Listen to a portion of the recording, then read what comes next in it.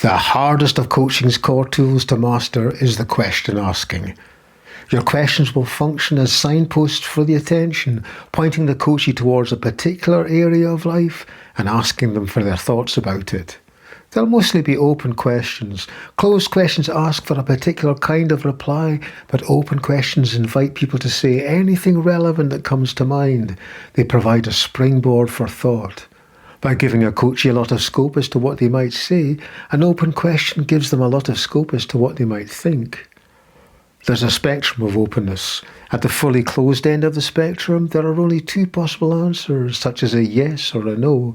At the other end, there are fully open questions. The person can respond by saying whatever they want about any topic they'd like to talk about.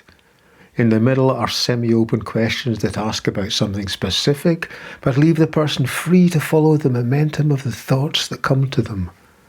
The more open a question, the longer the answer will typically be. Both fully open and semi-open questions have important roles to play in the coaching process.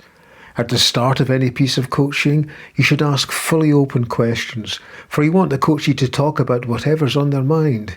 You want to unearth a suitable topic for exploration, some area of the coachee's life where they're frustrated or where they have hopes that aren't yet fulfilled, some area where they sense that things could somehow work better.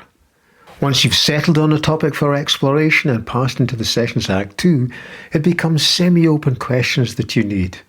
You can ask about one part of the situation, then another aspect, and another. You can often cover a lot of ground quickly and efficiently, bringing all the key aspects of the situation to light. The coachee can then see the area of life anew and make fresh connections between its elements, and they can start having insights about what they themselves might do. In Act 3, you'll again ask semi-open questions, but this time your focus will be on the actions the coachee will actually take. You'll ask them what their next steps will be and when they'll take each step. What you say doesn't have to fit the typical sentence structure of a question to direct the coachee's attention effectively. It makes little difference whether you say, "What are you struggling most with right now?" or "Tell me about what you're struggling most with right now." It's the way your words prompt the coachee's thoughts that matter.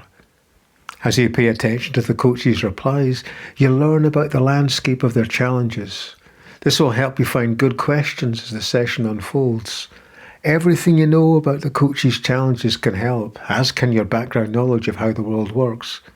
It can take a lot of sensitivity to know where to direct the coachee's attention.